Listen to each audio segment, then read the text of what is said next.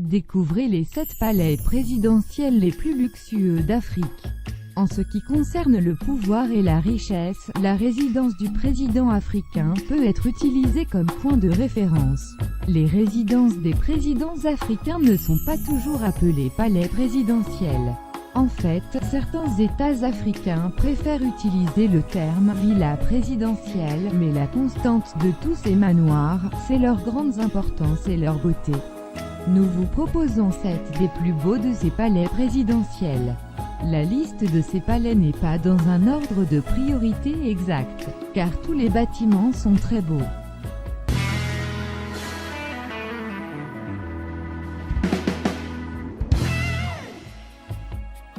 Le palais de l'Unité est le nom de la résidence du chef de l'État du Cameroun. Situé à Yaoundé, il abrite également la plupart des services liés à la présidence de la République et du secrétariat général. L'actuel résident du Palais de l'Unité est Paul Biya, président du Cameroun depuis le 6 novembre 1982. Le Palais de l'Unité est une œuvre issue de l'alliage de l'art baroque et oriental. L'ancien président Ahidjo l'avait inauguré moins de 4 mois avant son départ du pouvoir. Il avait investi 200 milliards de francs CFA du contribuable camerounais pour la construction de cet édifice, aussi somptueux que luxueux, qui se révèle une véritable forteresse. Construit durant le régime Ratsiraka, le palais Diavoloa est la résidence officielle du président de Madagascar. Il est situé à 15 km au sud de la capitale Antananarivo et fait partie des plus beaux palais présidentiels en Afrique. Flagstaff House, anciennement appelé Golden Jubilee House, est le palais présidentiel d'Accra qui sert de résidence et de bureau au président du Ghana. Flagstaff House est construit sur le site d'un bâtiment qui a été construit et utilisé à des fins administratives par le gouvernement britannique Gold Coast. Le budget initial pour la reconstruction de 30 millions de dollars a été un prêt du gouvernement indien. Cependant, le journaliste David Amanor a signalé que la construction pourrait coûter jusqu'à 45 à 50 millions de dollars. La construction du palais a été supervisée par un entrepreneur indien qui utilisait des sous-traitants ghanéens. Le Palais de la République est une demeure historique, située à Dakar, dans le quartier du Plateau.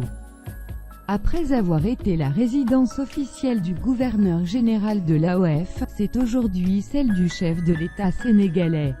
La construction du palais dans son premier état ordonné en 1902 par Gaston Doumergue, à l'époque ministre des colonies, visait à loger dans la capitale le gouverneur général de l'Afrique occidentale française qui résidait alors à Saint-Louis.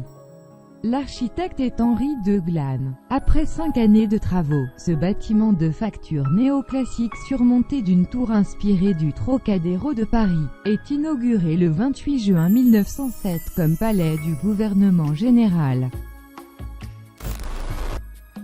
La maison de l'État de la République de Namibie est la capitale administrative de la Namibie, ainsi que la résidence officielle du président.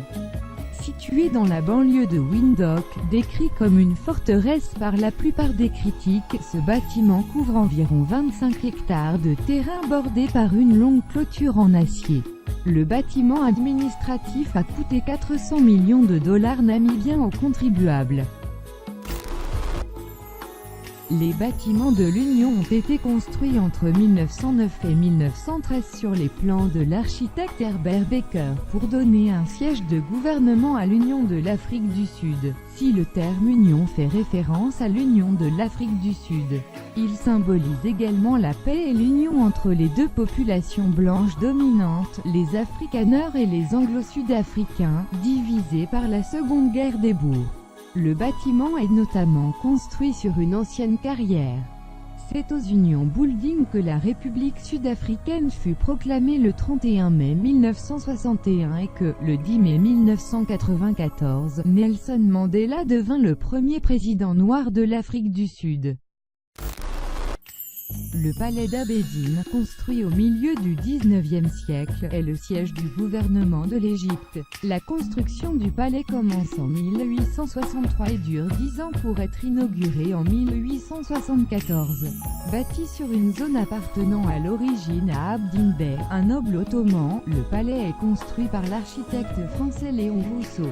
Le palais devient le centre du pouvoir royal à la place de la citadelle du Caire, où était le gouvernement égyptien depuis le Moyen-Âge, durant le règne du roi Fouad Ier. Dites-moi lequel des palais vous trouvez plus beau dans les commentaires. J'espère que ça vous a plu. Si c'est le cas, mettez un énorme like. À la prochaine, goodbye.